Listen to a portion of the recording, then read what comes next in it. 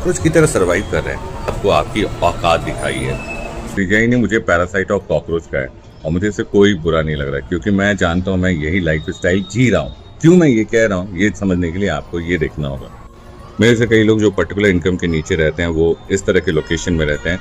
कुछ लोग इस पर्टिकुलर इनकम के ग्रुप रहते हैं तो इस तरह के लोकेशन में रहते हैं। 90% इंडिया ऐसी ही लोकेशन में रहती है जहाँ पे वो सब कुछ गंदा हवा, गंदा पानी, गंदा सब कुछ शेयर कर रही होती है, गंद में रहती है। आप जहाँ भी जाओगे आपको चारों तरफ गंदगी, बदबू यही दिखेगी। ये फैक्ट है। 90% इंडियन ऐसी ही लोकेशन में रहते हैं। उसके बावजूद भी हम हाईएस्ट टैक्स देते हैं, सब कुछ देते हैं।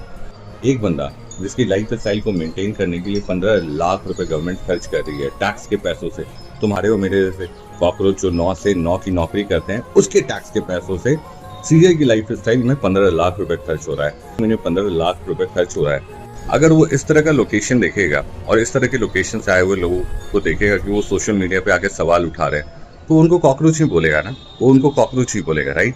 देख रहे हो, आसमान ग्रे दिखने लगा है, हम फिर भी एसी में रह रहे हैं, मजबूर हैं रहने के लिए, दिन रात मेहनत कर रहे हैं। हमें पता है हवा गंदी है, हमें पता है हीट इतना ज्यादा है कि हम मारे जाएंगे, लेकिन फिर भी हमें बाहर जाना है, निकलना है काम करने के लिए।